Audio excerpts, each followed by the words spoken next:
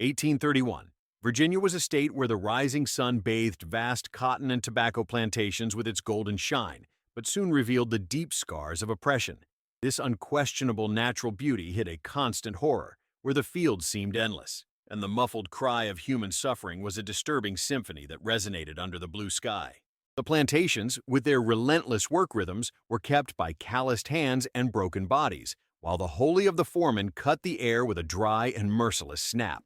The smell of sweat, earth, and coagulated blood mixed in hot air, creating a suffocating and dense atmosphere. The society of the slave Virginia was rigidly divided. At the top, the lands of lands, white and powerful, kept a Ferrorian control over their properties and everything that resided in them. They gathered in their opulent mansions, drinking whiskey and discussing business, oblivious to the suffering that supported their luxury. His laughs echoed as ghosts through the corridors, becoming a constant reminder of inequality. Below them, most of the population was composed of blacks, whose lives were told in hours of work and pain. More than half of Virginia's population was black, but freedom was a distant dream for most, chained by slavery. In the plantations, the slaves began their day before dawn, awakened by lashes and shouts. The morning light revealed its faces, marked and aged before time, each wrinkle and scar telling a story of resistance and survival. The steel of the chains shone under the sun, a cruel reminder of its eternal condition.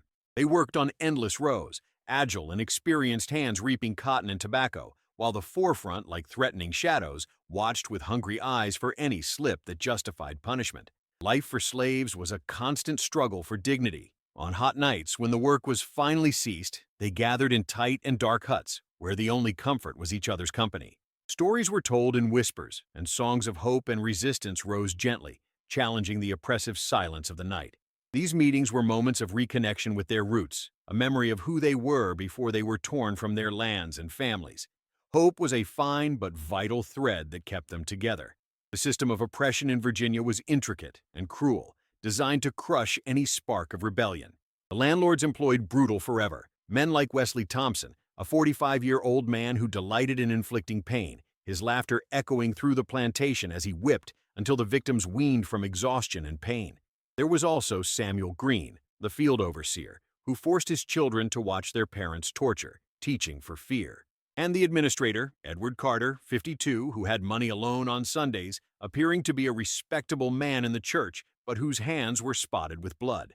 All were pieces of a system that anyone would recognize as monstrous. Despite oppression, some slaves dreamed of freedom. Among them was Nat Turner, a man with a vision, driven by a silent anger and a fierce determination. He saw the injustice of the system not only as a personal affront, but as a sin against humanity and God. For all purposes, Nat was just another obedient slave, but inside it burned a flame of rebellion that no one suspected. While the other forever and gentlemen slept safely in their luxurious beds, Nat Turner planned. He watched, learned, and waited for the right moment. Virginia was a cauldron about to overflow, a place where injustice hovered in the air like an imminent storm. The silent cry of the oppressed was increasing pressure, about to explode. While plantations continued to produce their riches, the human cost accumulated, and the revolt was a possibility that few dared to imagine, but became increasingly inevitable. The story was about to be written with blood, and Virginia would never be the same. Virginia in 1800 was a place where time seemed to drag on heavily, like the currents that held slaves. It was in this environment that Nat Turner was born, in a world where freedom was a dream that was gone like the morning fog. Early on, Nat was different. There was something in his eyes, an intensity that seemed to see beyond the present, beyond the endless plantations and the whip that cut the air. There was a depth of mind that many could not understand, but few could ignore. Nat Turner grew up listening to the stories of the ancestors, whispered on stuffy nights when the stars were the only witness to their pain and hope. Hear via carefully, keeping each word in your heart. Her mother, Nancy, was a strong woman who kept the flame of resistance on her chest. She told Nat on the far ground from where her ancestors came and about the freedom that could once be theirs again. Nat absorbed these stories like dry soil absorbs rain, and they shaped their worldview. He believed that there was a greater purpose for his life, something that transcended the currents that held him. From a very young age, Nat said he had religious visions. These visions were like lightning in his mind, illuminating hidden truths and revealing ways he didn't completely understand. He spoke of encounters with angels and hearing the voice of God, who instructed him to lead his people to freedom. Many around them saw these visions with skepticism, while others embraced them, desperate for any sign of hope. Nat, however, never doubted his visions. He believed that they were a divine call, a sacred term to fight oppression. The Bible was a book that Nat Turner knew well. He studied her whenever he had the opportunity, and his interpretations of Scripture were unique and powerful. While slave lords used the Bible to justify slavery, Nat saw in the sacred words a promise of liberation. He became a preacher among his words resonating with a force that touched the hearts of the oppressed. He spoke of Moses leading the Hebrews out of slavery in Egypt, and many saw in him a new Moses designed to guide his people to freedom. Nat Turner's preaching was not just a message of hope, but a call to action. He urged the slaves to prepare, to maintain the faith, and to wait for the right time to get up. He knew that his mission would be dangerous, that many could die in the fight, but believed that freedom was worth any sacrifice. With each sermon, the flame of rebellion burned a little stronger in the hearts of slaves, and the hope of freedom became a palpable, almost tangible force. Nat Turner was more than a preacher. He was a symbol of resistance and resilience. His presence was a constant reminder that freedom was within reach, as long as they were willing to fight for it. He walked through the fields with a serenity that challenged the brutality around him, his words as an underground current that threatened to break the surface at any time. As the years passed, Nat Turner's reputation as a spiritual and visionary leader grew. He became a central figure on the plantations, a source of inspiration for those who longed for freedom and a threat to those who benefited from oppression. The slave lords began to realize the danger he represented, but underestimated his determination and influence. They did not know that every word he uttered was a seed of rebellion planted on fertile soil, ready to flourish in a lift that would forever change the course of history. The flame that burned inside Nat Turner could not be erased. He knew that one day, in the not-too-distant future, he would lead his people out of darkness and freedom. The visions continued to guide him, and he patiently waited for the right time to act. Meanwhile, he continued to preach, inspire, and prepare his own, because he knew that the revolution was approaching, and Virginia would never be the same. Under the dark cloak of a muffled night, the Virginia sky seemed to carry the weight of centuries of injustice. The stars, silent witnesses of countless suffering, blinked between oppressive clouds. It was in this loaded atmosphere that Nat Turner, a man driven by visions and divine hope, felt the final call to action. Waiting time had run out, and the revolution, which was formed as a distant storm, was about to collapse with overwhelming strength. In the days preceding the uprising, Nat Turner gathered a small group of loyal followers, men who, like him, carried both visible and invisible scars, marks of a lifetime subjugated by brutality. They were men like John Clark, a giant of physical strength who knew how to handle agricultural tools with the same dexterity as a warrior wields a sword, and Samuel Turner, a cunning young man who knew each trail and hideout of the fields, a natural guide for freedom. With them, Nat carefully planned every detail of the uprising. The meetings were held in secret, under the cloak of the night, in distant cabins or hidden clearing. The tension was palpable, like a straight wire about to break. Nat, with a calm that challenged the anxiety of the moment, spoke in firm whispers, his words loaded with a fervor that lit the hearts of his companions. "The time is now," he said, and his eyes shone with a allure almost supernatural. The plan was simple but bold. The revolt would begin in the owned plantation of Joseph Travis, one of the most brutal landlords in the region. Travis, a man who delighted in humiliating his slaves, would be the first to fall. The echo of his screams would mark the beginning of a new era. From there, the revolt would spread like fire in dry grass, reaching neighboring plantations and recruiting more and more slaves for the cause. On the night of the attack, the moon was hidden behind heavy clouds, as if the sky itself was mourning. Nat and his men moved as shadows, each carrying the determination of a self-imposed destination. The work tools, sharp for the occasion, gleamed threatening in the weak light of the lamps. When they finally arrived at Travis's house, the tension reached its apex. Silence was interrupted only by the sound of careful steps over the gravel and the whisper of the wind between the trees. It was Samuel Turner who first opened the door, and the sound of the hinges shouting echoed like a warning scream. Joseph Travis awoke, but before he could understand what was going on, Nat's blade was already on him. In an instant, the floor was dyed red, and the first act of revenge was consummated. There were no words exchanged, only the muffled supplication of a man who, in his last moments, came across justice that denied so many. With the blood still fresh in his hands, Nat and his companions advanced, driven by just fury and renewed hope. From house to house, from planting to plantation, the revolt gained strength. With each new adhesion, the cry of freedom became louder, more unshakable. Terror spread among landlords, accustomed to their supposed invulnerability, while slaves, once subdued, saw a new light on the horizon. The following days were marked by brutal violence, but also by an unbreakable determination. Nat Turner's revolt was lightning that cut the darkness of oppression, a cry of resistance that would echo through the ages.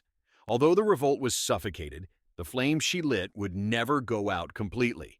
Virginia, and all of America, would never forget the name of Nat Turner and the bloody events of 1831, which left an indelible mark in the history of the struggle for freedom.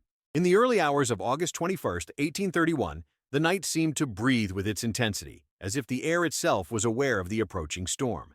Under the cloak of darkness, Nat Turner led his followers, men with hearts pulsating in unison, each beat echoing the promise of freedom. The rebellion, which was being designed with surgical precision, was about to explode in a series of acts of brutal revenge, the beginning that many dreamed but few had dared to believe that it was possible. As they approached the first house, the path was lit only by the stars, which seemed to blink at silent complicity.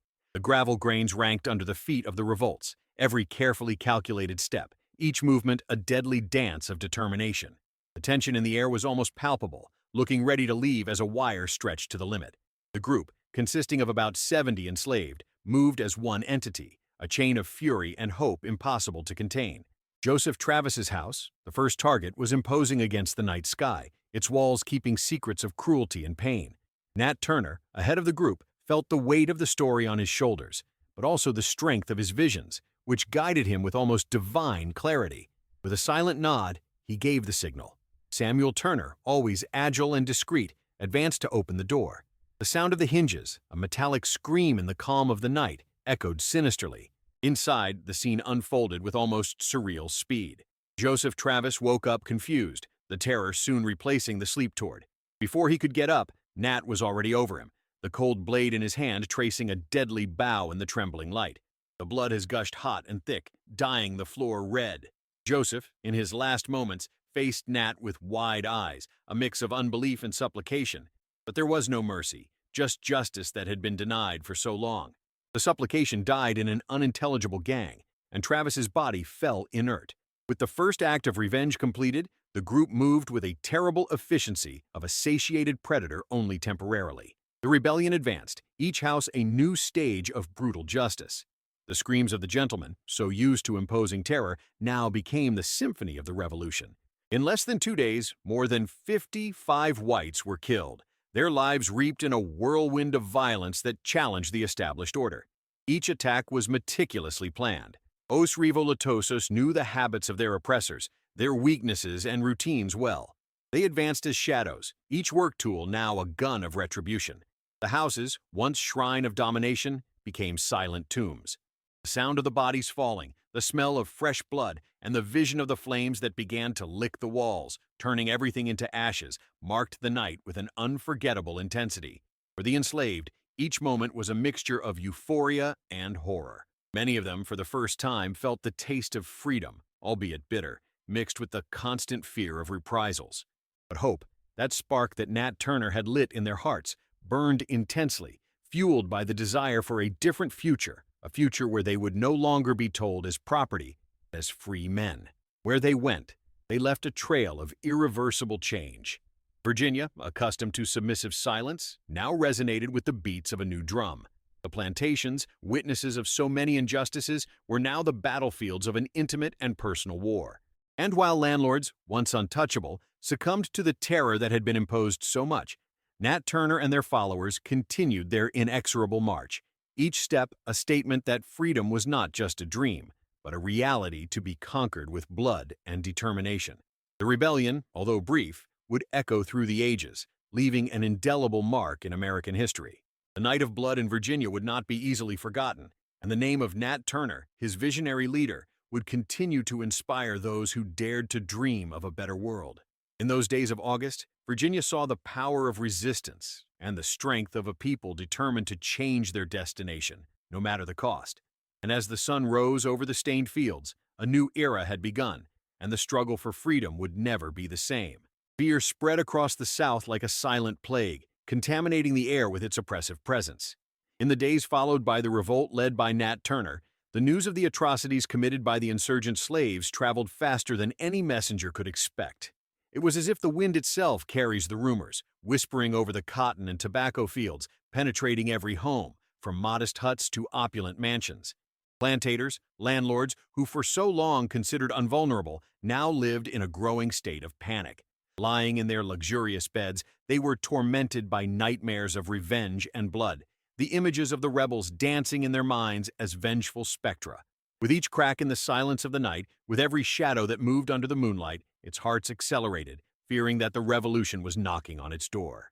Some fled in a hurry, abandoning their properties in the quiet of the night, while others reinforced the defenses, turning their homes into makeshift fortresses, hoping that the walls that once symbolized power now protect them from the imminent storm. In Richmond, the state capital, Governor John Floyd summoned an emergency meeting. The hall was packed with men with rigid and worried faces, their voices rising in a cacophony of suggestions and fears. The smell of cigars and sweat permeated the muffled air, while maps of the region were unfolded over wooden tables, marked with attacks and spit of revolts. The tension was palpable, a living entity that hung over the room. Floyd, a man known for his inflamed rhetoric and rail determination, rose to speak.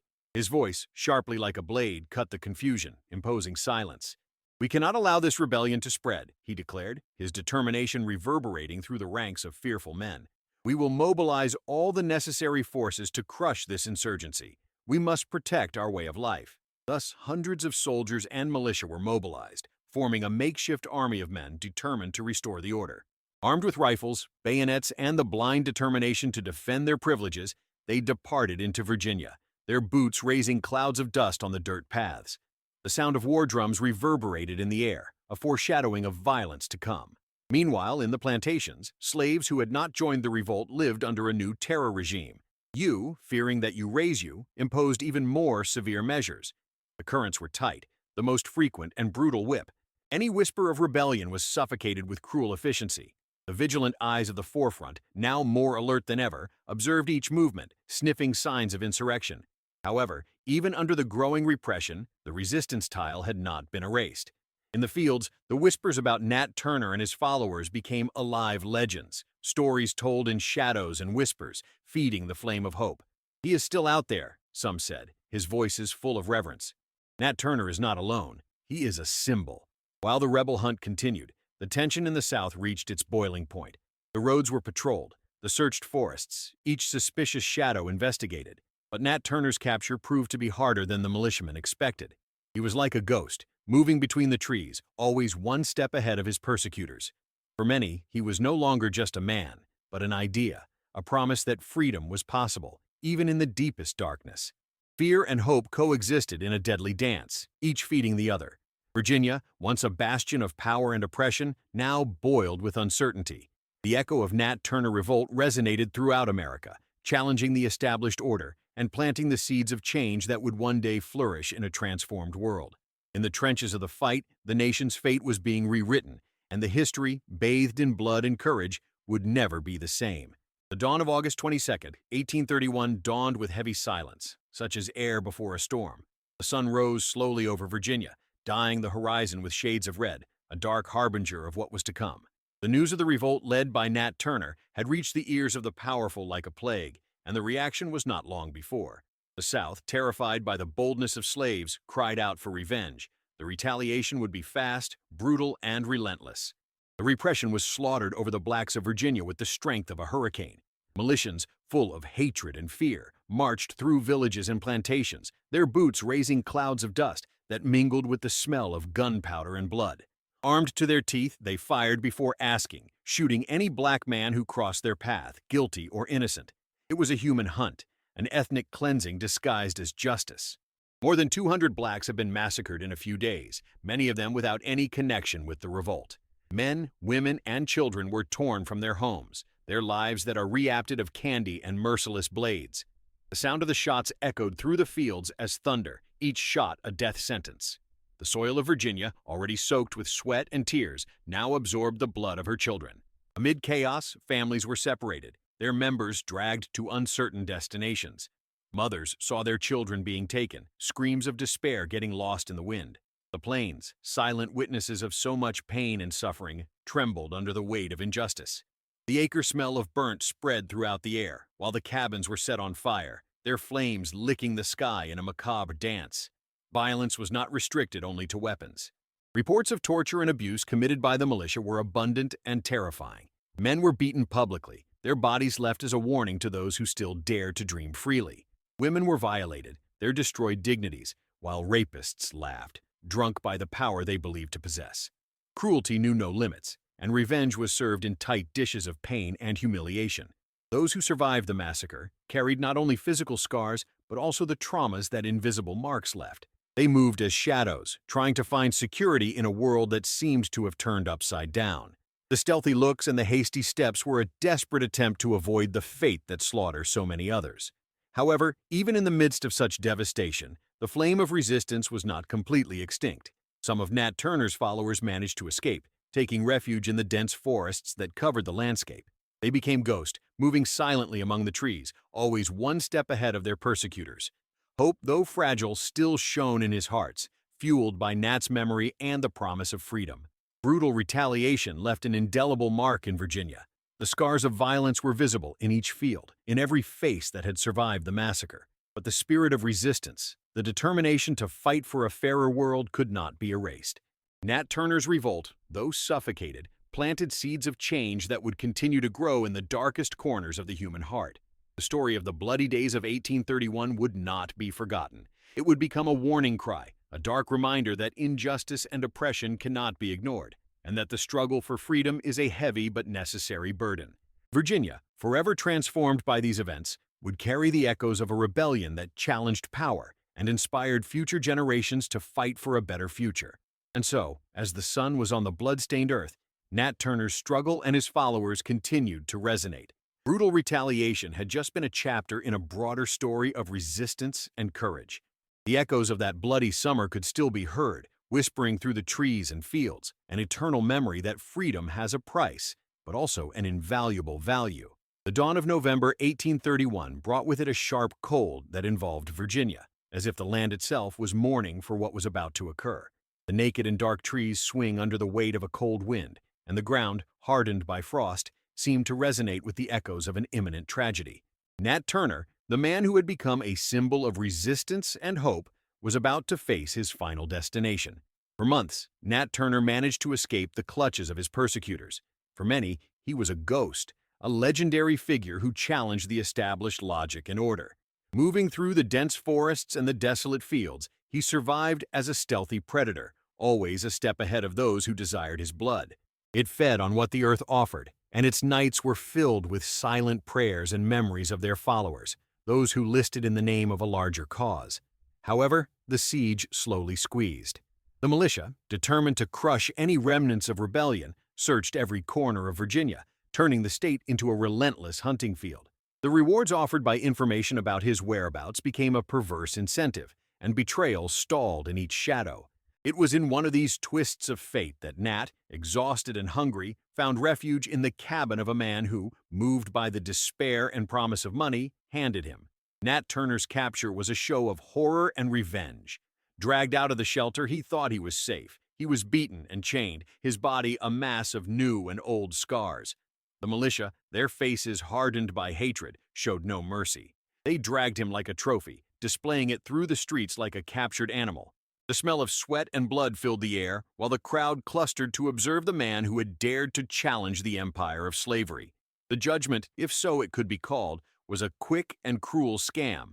In a stuffy court, the jurors, white men of inexpressive faces, had already decided their destination even before the accusations were read. Nat Turner, with his lame clothes and the body marked by brutality, faced his accusers with a supernatural calm. His eyes, which one day shone with the flame of revolt, were now deep wells of acceptance and determination. He knew that his sacrifice would not be in vain. The verdict was unanimous: guilty. The sentence, a public execution, was not just a punishment, but a warning. On the marked day, a crowd gathered to watch the macabre show. The sky was overwhelmed, and a thick fog hovered over the field where the gallows had been erected. The smell of wet wood and revolving earth mixed in the cold air, creating an atmosphere of dark expectation. Nat Turner was driven to the catafalso, its currents by tangling with each step. The silence was absolute, broken only by the ranger of the wood under his feet. He climbed the steps with dignity, refusing to allow fear to stain his last moments. With the rope around his neck, he looked up at the crowd, his lips moving in a change. The final moment was fast, a dry crack that reverberated in the cold morning, but the impact was eternal.